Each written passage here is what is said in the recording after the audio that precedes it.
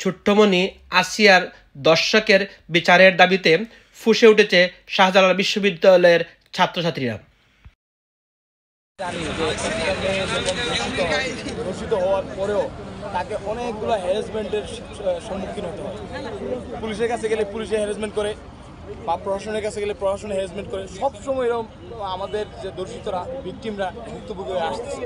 তো আমরা এটা কীভাবে একটা সলিউশন পাওয়া যায়, আমরা এই দাবিগুলো আমরা উপস্থাপন করবো। আগামীকাল আমরা সংবাদ সম্মেলনের মাধ্যমে দর্শক বিরোধী মঞ্চের আত্মপ্রকাশ করবে।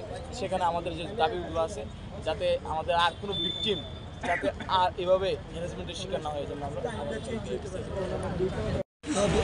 আমরা দেখতে পেয়েছি যে বাংলাদেশে আমরা ধর্ষণের কোনো বিচার পাই না।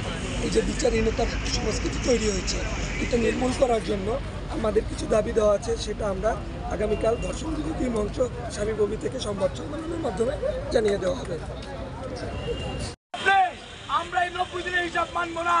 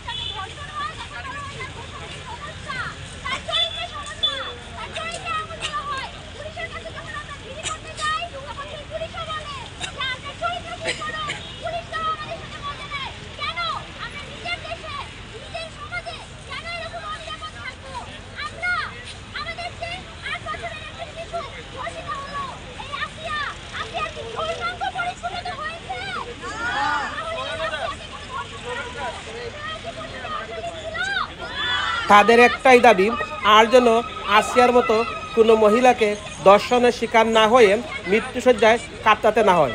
তাই সরকারের কাছে জোর দাবি জানানো হচ্ছে, সংসদে আইন করে এ ধরনের দর্শকের বিচার সুনিশ্চিত করার জন্য কর্তৃপক্ষের কাছে জোর দাবি জানানো হচ্ছে।